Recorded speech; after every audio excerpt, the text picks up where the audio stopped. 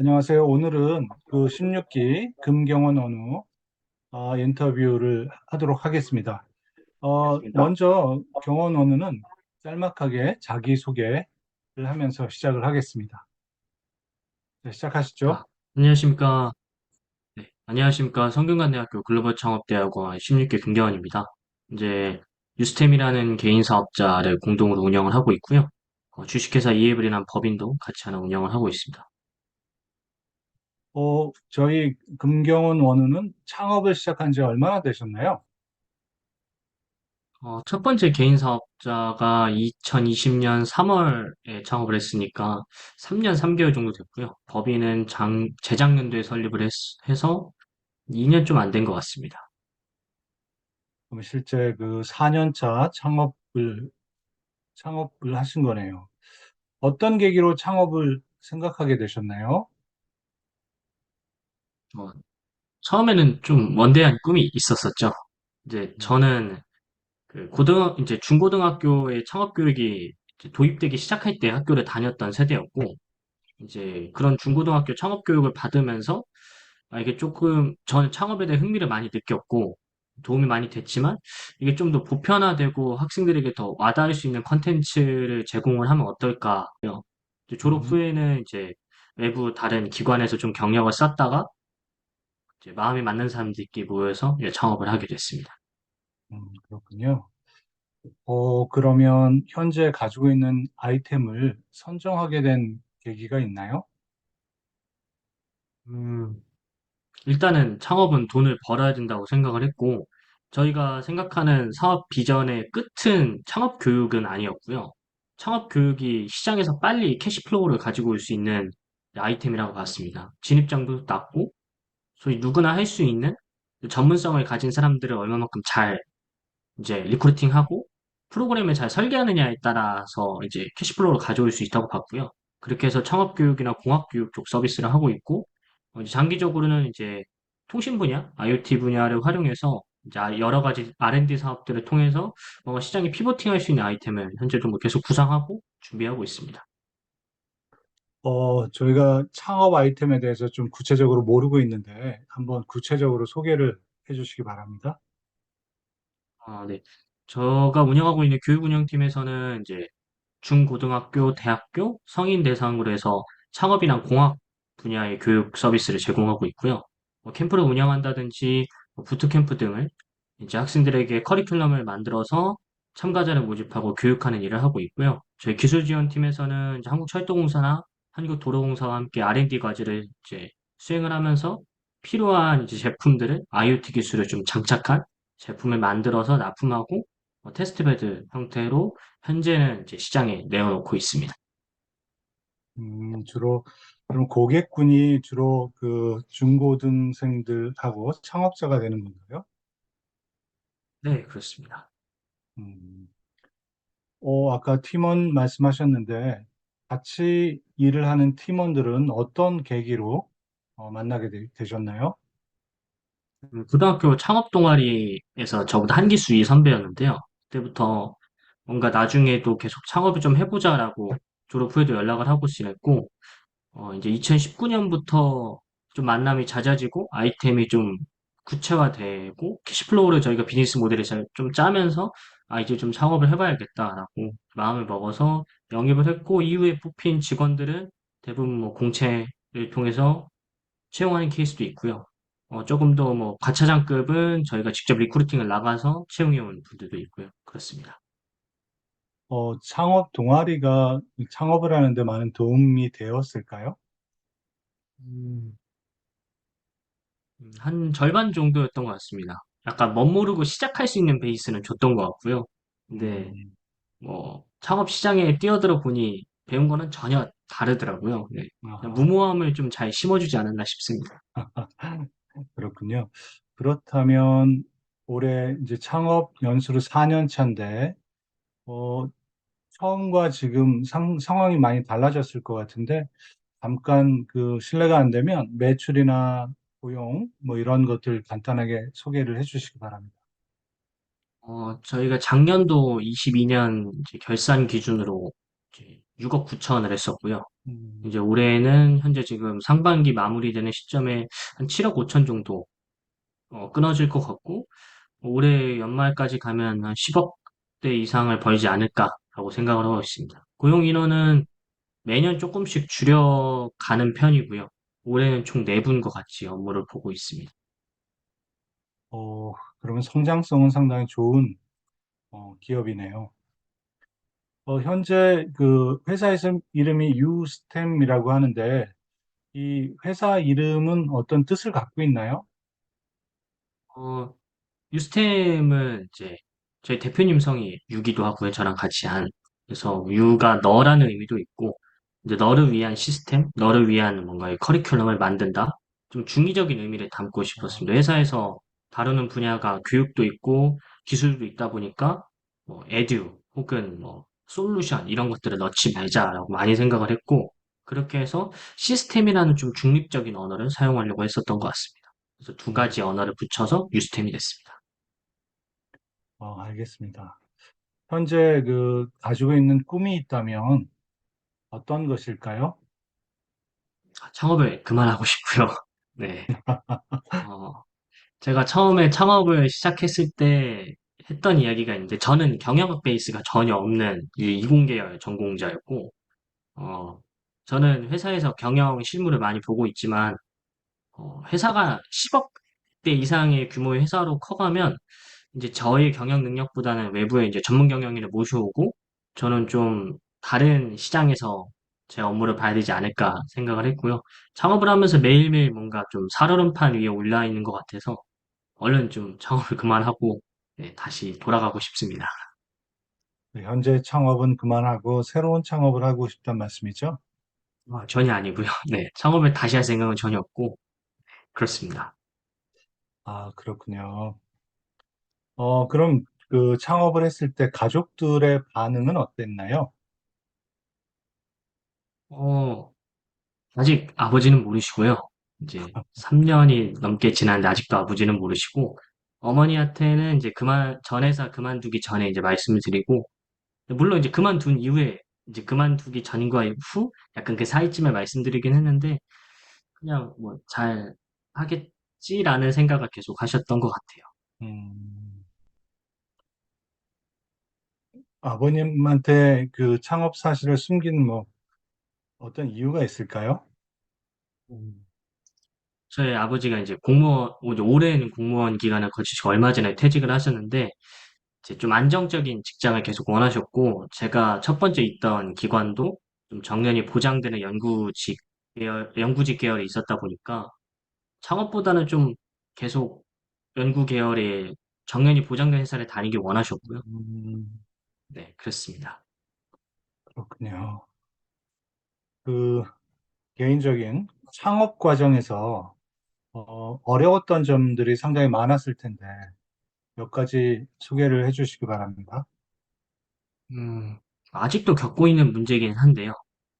이제 젊다는 건 강점이기도 하고 약점이기도 한 것 같습니다, 시장에서. 일단은 저희가 시장에서 먹히는 솔루션을 만들든 혹은 먹히는 커리큘럼을 만들어서 서비스를 하던 약간 저희랑 첫 거래 해보시는 기관이나 담당자분들 생각이 항상 뭔가 좀 경험이 부족할 것 같다. 혹은 음, 뭔가 저희가 성인의 대상으로 가르치면 저희보다 나이가 뭐 2배 많으신 분 가르칠 때도 되게 많거든요. 이제 그런 것들에 대한 선입견을 갖고 계신 케이스가 많고요. 그리고 뭔가 회사 안에서 비즈니스의 축이 두 축이다 보니까 회사의 정체성에 대해서 물어보시는 분들 되게 많으세요. 그래서 그런 뭐 두 가지 어려웠던 점이 있는데 뭐 두 가지 다 좀 창업을 해가면서 연차가 생기면 생길수록 좀 대처가 돼가고 있는 것 같습니다. 이제는 뭐 저희를 너무 젊게 보시는 기업이나 담당자분들을 만나도 전혀 당황스럽지 않고 저희 비즈니스가 두 축이라는 것도 결국 회사는 돈을 벌어야 돌아가는 조직이라고 전 생각하고 제 철학에 크게 다르지 않은 것 같아서 잘 밀고 나가고 있습니다. 음. 그렇다면 그 창업 과정 중에 신이 났던 경우, 뭐 그런 경우는 어떤 것이 있을까요? 이 질문이 가장 어려웠는데요.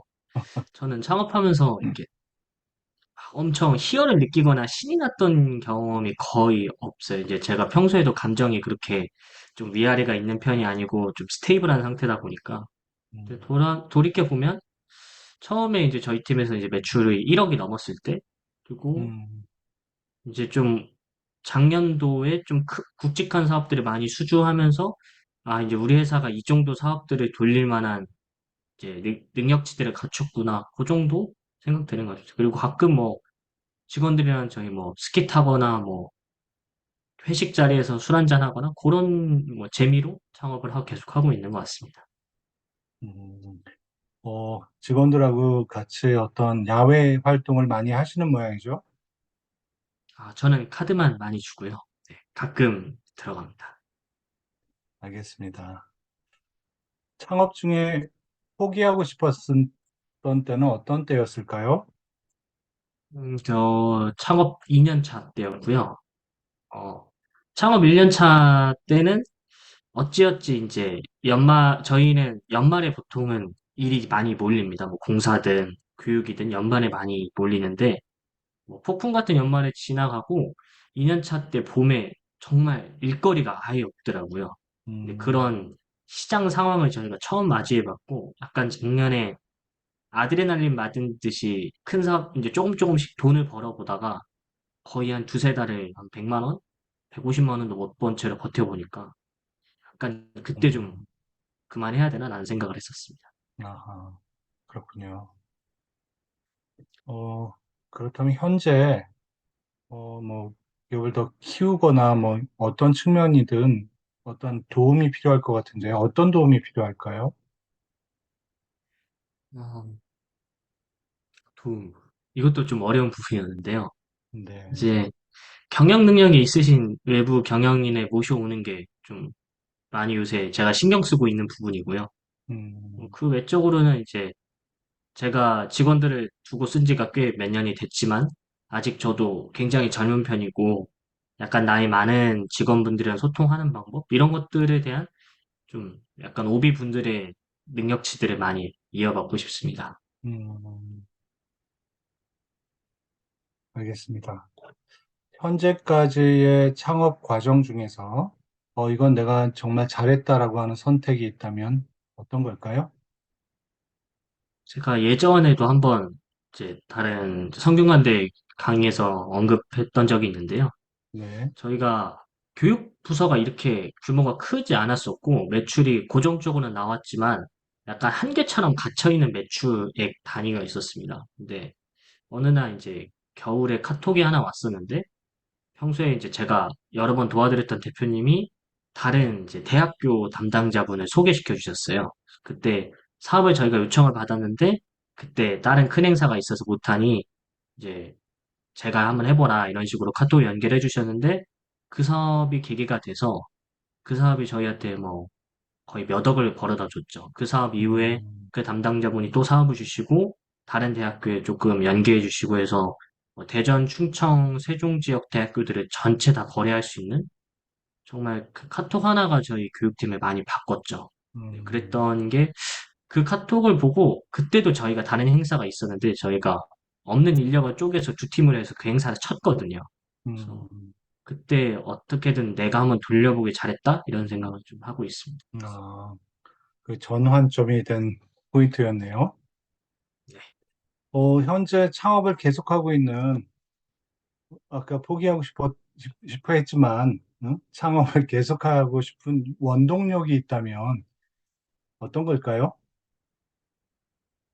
뭐 타 인터뷰 하신 분들 보면 좀 감동적인 이야기들을 많이 하시던데 저는 좀 더 현실적인 기업가다 보니까 전 결국 이제 원동력은 돈인 것 같습니다. 뭐 그렇죠. 창업을 하면서 이제 저랑 이제 같이 창업했던 분이랑 했던 얘기가 우리가 이제 그전 기업에 있을 때 서로 이제 밥을 못 먹고 살진 않았으니 밥만 먹고 살 수 있을 정도 벌고 나중에는 좀 비싼 밥을 먹는 사람들이 돼보자라고 했었고 음, 이제는 좀 둘이 먹을 때는 서울을 제외한 지방에서는 별로 가격표를 신경 안 쓰고 둘은 먹거든요.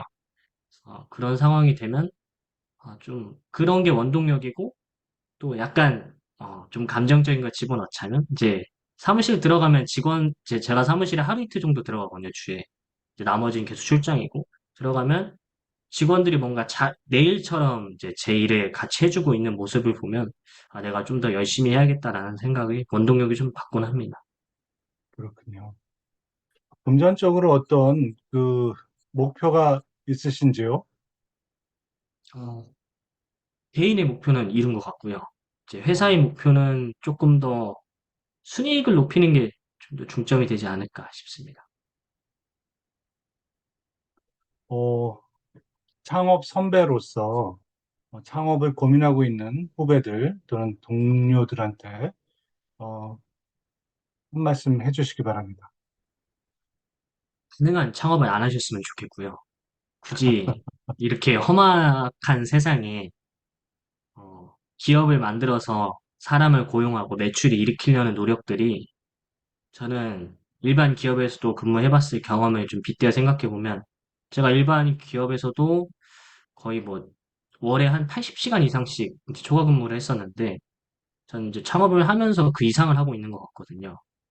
그리고 뭐 제가 이것도 성균관대 강의에서 얘기했던 내용이지만 창업자는 이제 사업자금치 내는 날이 출근하는 날이고 음, 폐업하는 거 내는 날이 퇴근하는 날이라고 생각을 하는데 굳이 이렇게 힘든 길을 안 오셨으면 좋겠고 혹시 만약 하신다고 하면 꼭 돌아갈 길을 만들어 두셨으면 좋겠어요. 저는 배수이진을 치고 사업을 한다는 걸 굉장히 좀 싫어하는 사람이거든요.